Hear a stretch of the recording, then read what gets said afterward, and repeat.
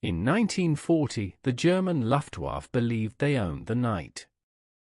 During the Battle of Britain, the Spitfires and Hurricanes had mauled the German bomber fleets in daylight.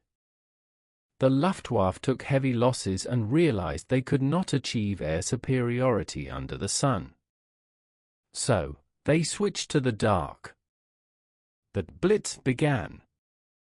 Night after night, Heinkel and Dornier bombers streamed over London, Coventry, and Liverpool. They flew in what they believed was a sanctuary. The British defences were blind. Searchlights swept the sky, but they were chasing shadows. Anti-aircraft guns fired blindly into the air, relying on sound locators that were hopelessly inaccurate. British fighter pilots flew cat's eye missions. They orbited in the dark, straining their eyes, hoping to spot the exhaust flame of a German bomber. It was a hopeless task. Finding a black plane in a black sky was like finding a needle in a haystack, in a dark room, while wearing sunglasses. The German crews felt safe. They called it the night holiday. They would drop their bombs, watch the fires burn, and return to France untouched.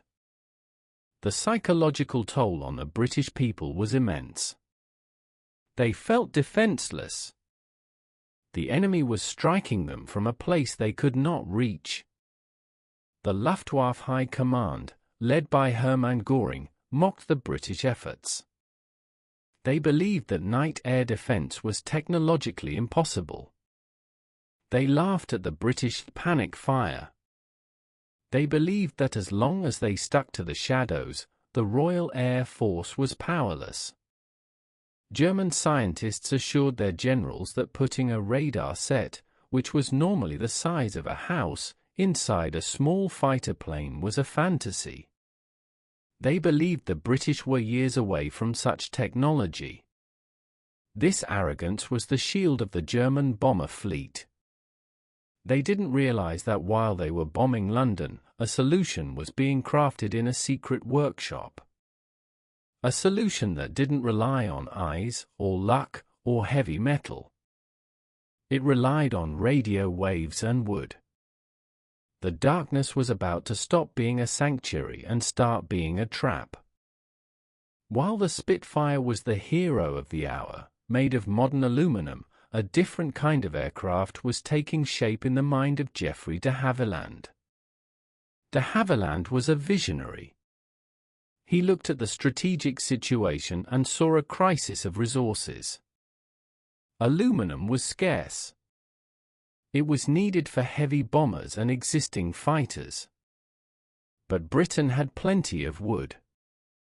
And it had thousands of skilled carpenters, piano makers, and cabinet makers who were not being used for the war effort. He proposed a radical idea, a bomber made entirely of wood. Not just any bomber. A bomber so fast it didn't need guns. It would be made of balsa wood sandwiched between layers of birch plywood. It would be light, aerodynamic, and incredibly strong. The Air Ministry laughed at him. A wooden plane, they scoffed. In 1940? It will burn. It will rot. It will fall apart. They called it Freeman's Folly, named after Air Chief Marshal Wilfrid Freeman, the only high-ranking officer who supported the project. The establishment wanted heavy, metal turrets. They wanted defensive machine guns. They wanted tradition. But de Havilland persisted. He built the prototype in a manor house, Salisbury Hall, disguised as a barn to hide it from German spy planes. When the prototype, the Mosquito, finally flew in November 1940, it shocked everyone. It clocked speeds of nearly 400 miles per hour. It was faster than the Spitfire. It was faster than any German fighter in existence. It was maneuverable. It could carry a heavy bomb load. And because it was made of wood, it was smooth. There were no rivets to cause drag. The skeptics were silenced. But Wooden wondered was real. But while it was designed as a bomber, the RAF realized it had the perfect characteristics for a different role. It was stable. It had a two-man crew, pilot and navigator. And it had a long endurance. It was the perfect platform for a secret weapon that was just becoming small enough to fly. The Mosquito wasn't just going to carry bombs. It was going to carry eyes. The British had invented radar, radio detection and ranging. The chain home stations along the coast had won the Battle of Britain. But those were massive towers. The challenge was airborne interception, AI, radar. British scientists were frantically working to shrink the technology. They developed the AIMK for radar. It was a heavy, complex box of vacuum tubes and cathode ray tubes. It required a dedicated operator to interpret the squiggly green lines on the screen. It required a generator. It required a nose cone that didn't block radio waves. Most single-engine fighters, like the Spitfire or Hurricane, were too small to carry it. The twin-engine Bristol Beaufighter carried it first, and it did good work. But the Beaufighter was heavy and relatively slow. If a German bomber spotted it, the bomber could dive away. The Mosquito was different. It had the speed to catch anything. And it had the space. They fitted the AI radar into the nose of the Mosquito. They added for 20mm cannons in the belly and 4.303 machine guns in the nose.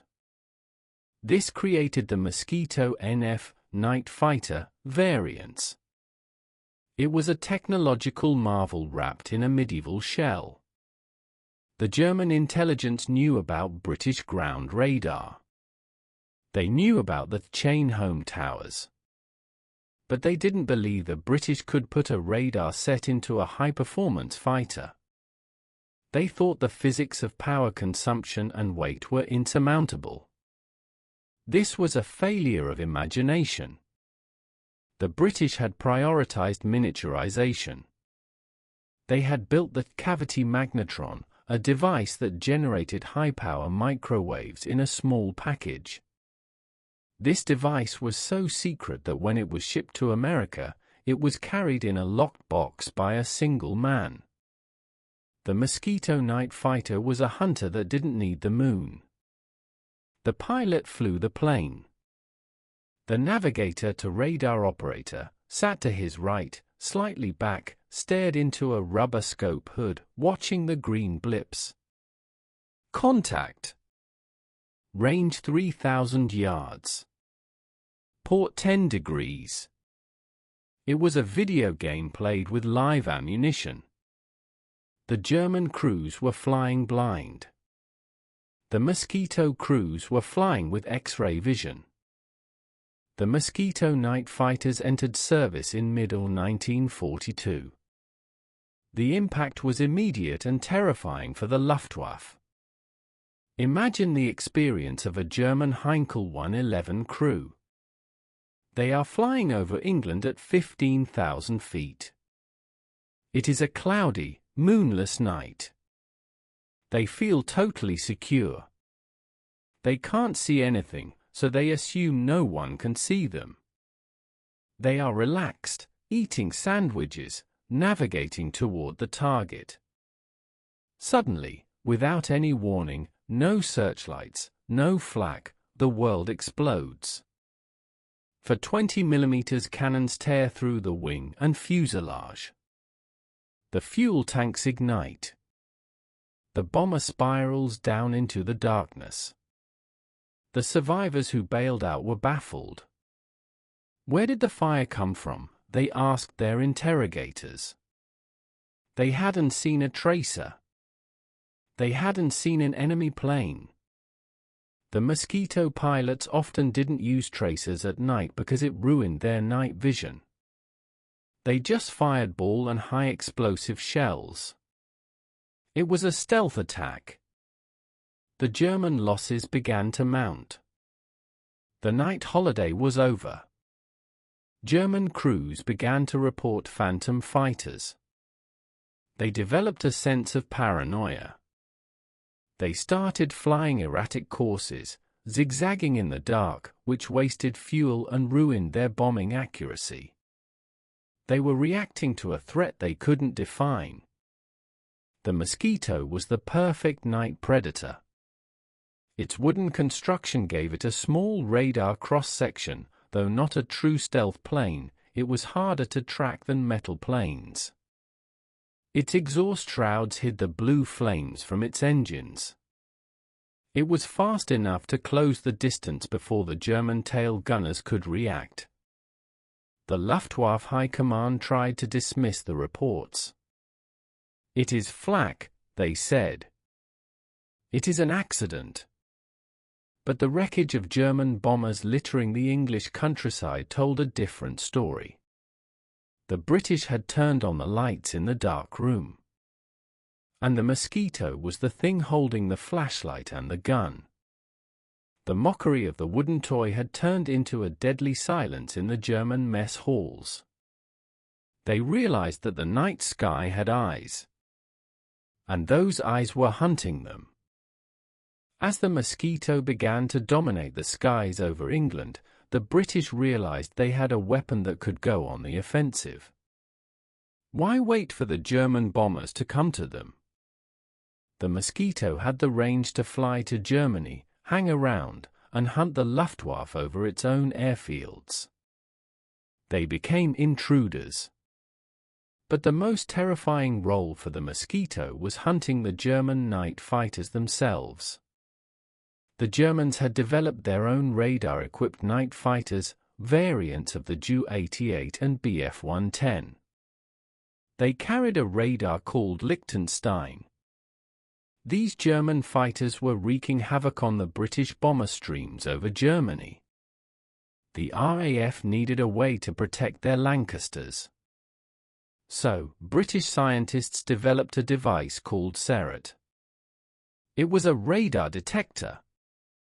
Instead of sending out its own pulse, the Serrat receiver listened for the pulses coming from the German Liechtenstein radar. It was a homing device. The Mosquito crew would fly towards the German bomber stream. The radar operator would watch his Serrat screen. When a German night fighter turned on its radar to hunt a Lancaster, it was lighting a beacon that only the Mosquito could see. "Contact," the operator would say. "German radar active. Turn port 20 degrees." The Mosquito would sneak up behind the German fighter. The German crew, focused on their own radar screen, hunting the bomber in front of them, would never see the wooden assassin closing in from behind. The hunter had become the prey. The first time this happened, the German command was baffled. Their best night fighter crews were disappearing without a trace, far from any flak concentrations. They thought it was collisions. They thought it was British gunners getting lucky. It took months for them to realize that their own radar was betraying them. The Serrat-equipped Mosquitoes terrified the Luftwaffe night fighter force. German pilots became scared to turn on their radars.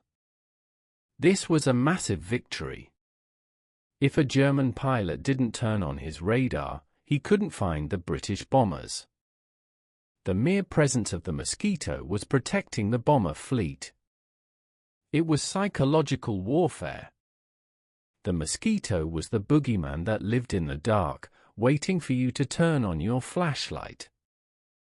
By 1943, the British use of window, chaff, strips of aluminum foil dropped to confuse radar, had temporarily blinded the German ground radar network.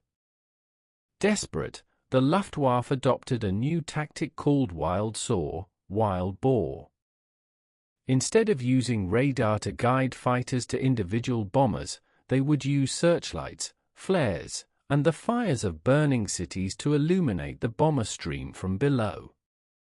Single-engine fighters, Bf-109s and Fw-190s, would fly visually above the bombers, look down, spot the silhouettes against the fires, and attack. It was chaotic. It was dangerous. Anti-aircraft guns were firing wildly into the same airspace where German fighters were flying. But it worked. Bomber losses soared. The RAF needed an answer. The Mosquito was the answer.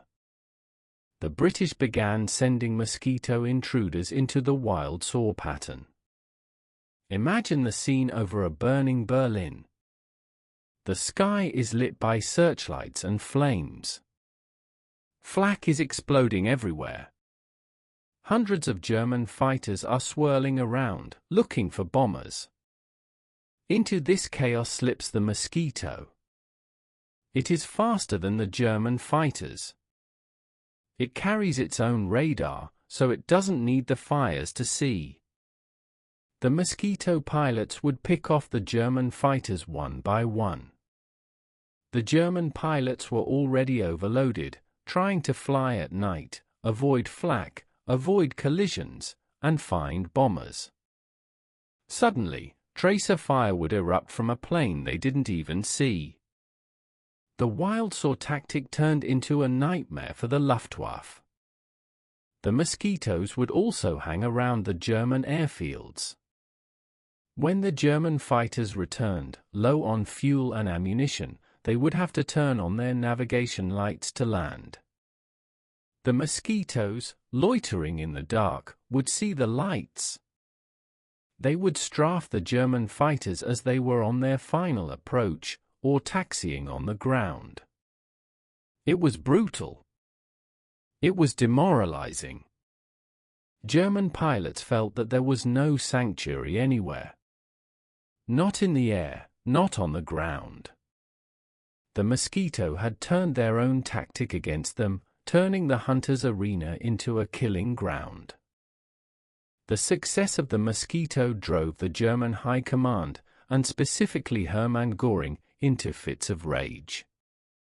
Göring, a World War I ace, was a man who loved technology, but he was also deeply arrogant. He had dismissed British engineering. He had promised Hitler that the Luftwaffe was supreme. Now, a plane made of wood was making a fool of him. The Mosquito was faster than his fighters. It was bombing his capital, more on that later. It was killing his best night fighter crews. It was the ultimate symbol of British ingenuity and defiance. In 1943, after a particularly humiliating Mosquito raid on Berlin that disrupted a speech by Joseph Goebbels, Göring famously exploded to his staff. His quote has become legendary. "It makes me furious when I see the Mosquito. I turn green and yellow with envy. The British, who can afford aluminum better than we can, knock together a beautiful wooden aircraft that every piano factory over there is building, and they give it a speed which they have now increased yet again one." He continued, lamenting the state of German industry. What do you think of that? There is nothing the British do not have. They have the geniuses and we have the nincompoops. After the war is over, I'm going to buy a British radio set, then at least I'll own something that has always worked. This rant was an admission of defeat. It showed that the Wooden Wonder had not only beaten the Luftwaffe tactically, but psychologically.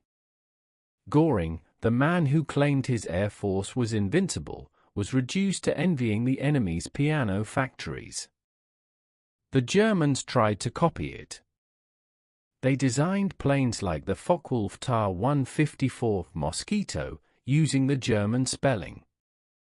But they failed. The glue they used was inferior and ate through the wood. The prototypes fell apart in mid-air. They couldn't replicate the complex industrial craftsmanship that de Havilland had mastered. The Mosquito remained unique. A constant, wooden thorn in the side of the Reichsmarschall.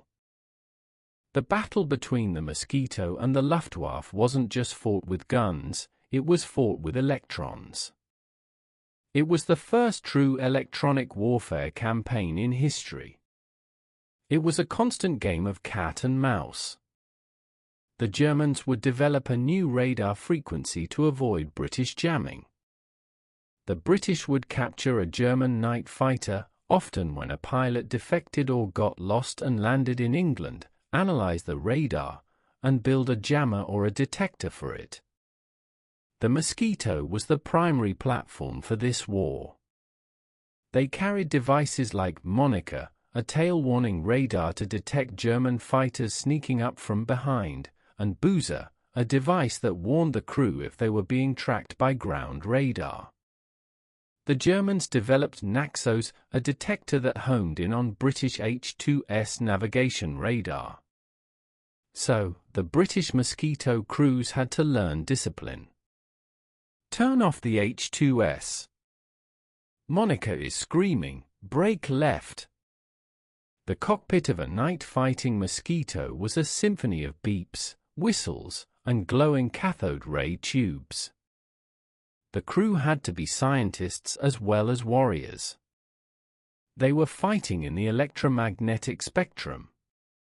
The Germans were constantly trying to catch up.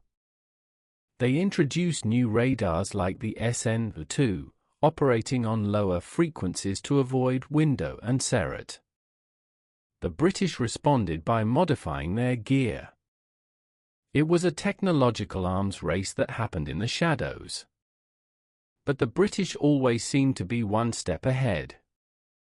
They had better scientists, better cooperation with the Americans, and a more flexible industrial base.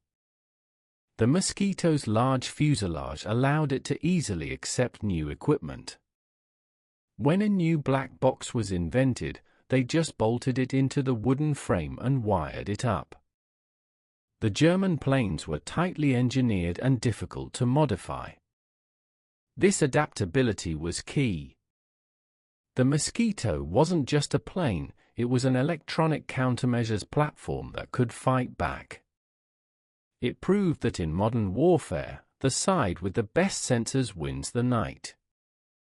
While the fighter variants were hunting in the dark, the bomber variant of the Mosquito were performing a feat that humiliated the Nazi leadership. They were running the Berlin Express. Usually, bombing Berlin required a massive fleet of heavy Lancasters, thousands of crewmen, and heavy losses.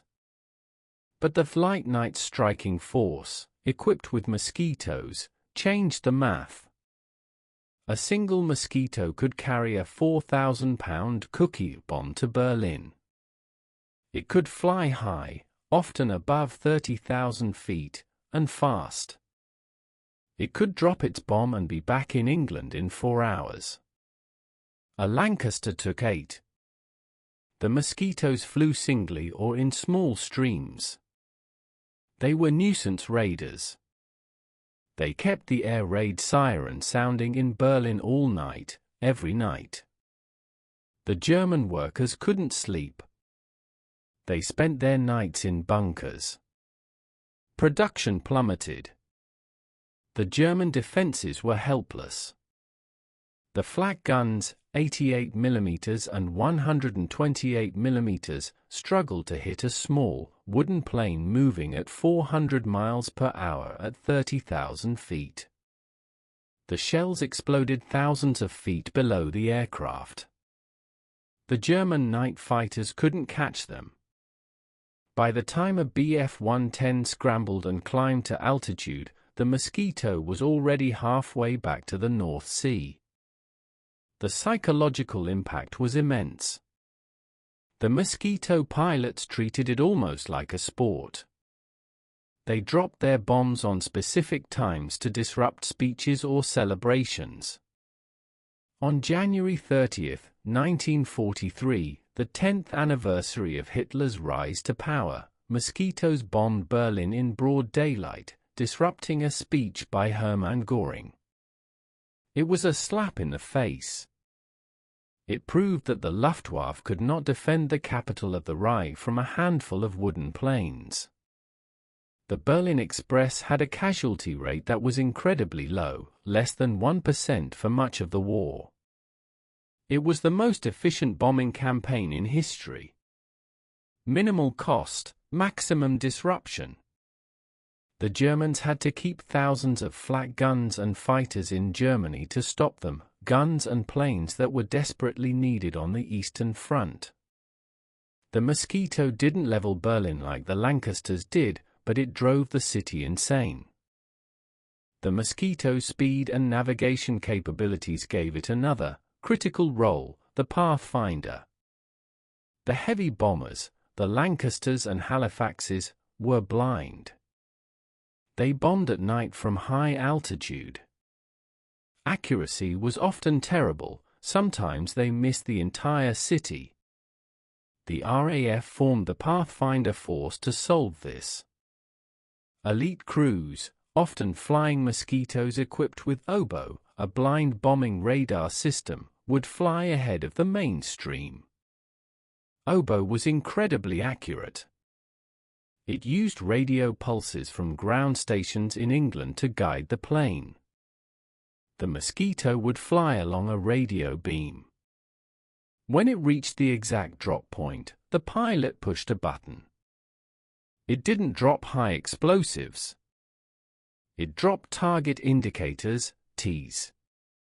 These were pyrotechnic flares that burned with brilliant red or green fire. They marked the aiming point for the heavy bombers following behind. Bomb on the reds, the master bomber would call over the radio. The German defenders tried to create fake TIs, decoy fires in open fields, to trick the bombers. But the Mosquitoes would dive down and drop cancellation flares or verify the target. The Mosquito Pathfinders were the shepherds of the air war. They guided the devastating firestorms of Hamburg and Dresden. The German High Command knew that if they saw a red flare, the apocalypse was coming. They focused everything on shooting down the Pathfinders. But the Mosquitoes were too elusive. They would mark the target and vanish into the night, leaving the heavy bombers to do the dirty work. This synergy between the wooden scout and the steel heavyweights broke the back of German industry. It turned area bombing into precision bombing at night. And it was all led by a plane that was essentially a flying radio set made of spruce. By late 1944, the Mosquito finally met a predator that could catch it. The Messerschmitt Me-262 jet fighter. The Germans developed a two-seater night fighter version of the jet, the Me-262 BZ-1A-EU-1, equipped with radar antennas on the nose, looking like whiskers. It was 100 miles per hour faster than the Mosquito. For the first time, the Mosquito crews felt the cold breath of obsolescence. Encounters were terrifying. A Mosquito would be cruising at 30,000 feet. Suddenly, a shape would streak past at nearly 500 miles per hour. The jet would turn and attack. But the Mosquito had one advantage left: physics. The Me-262 was fast, but it was heavy and had a large turning circle. At high speeds, it wasn't agile. The Mosquito, with its lightweight wooden airframe, could turn tightly. When a jet attacked, the Mosquito pilot would throw the plane into a violent corkscrew turn. He would dive, turning inside the jet's arc. The German jet pilot, moving too fast to follow, would overshoot. He would have to fly miles away to turn around and make another run. By the time the jet came back, the Mosquito had hidden in a cloud or dove at treetop level where the jet couldn't follow safely. It was a duel between the past and the future. The wooden piston plane versus the metal jet. While some Mosquitoes were shot down by jets, the wooden wonder held its own remarkably well. It forced the Germans to commit their most advanced, secret technology just to stop a plane designed in 1940. Even in the dawn of the jet age, the Mosquito refused to be an easy target. It proved that maneuverability and pilot skill could still frustrate raw speed. When the war ended, the Mosquito stood as one of the most successful aircraft designs in history. It had flown almost every type of mission: bomber, fighter, photo reconnaissance, pathfinder, anti-shipping, transport. It was built in furniture factories by people who had never seen an airplane before. It saved thousands of tons of aluminum. But its greatest legacy was the lesson it taught the German High Command. They had mocked it. They had called it a toy. But that toy had flown over their capital with impunity. It had blinded their radar. It had sunk their U-boats. It had proven that innovation is not just about high-tech metal and big engines. Sometimes, innovation is looking at a pile of wood and seeing a fighter plane. Hermann Göring's envy was justified. The British had taken a material that was primitive and turned it into a weapon that was advanced. Today, the few surviving Mosquitoes are revered. When you look at one, you don't see rivets. You see a smooth, sculpted form. It looks organic. It looks alive. It is a testament to the genius of Geoffrey de Havilland and the desperation of 1940. The Germans lost the air war because they became slaves to their own rigid engineering doctrines. The Allies won because they were willing to try anything, even building a bomber out of balsa wood. The wooden wonder was the splinter in the eye of the Luftwaffe, and they never managed to pull it out.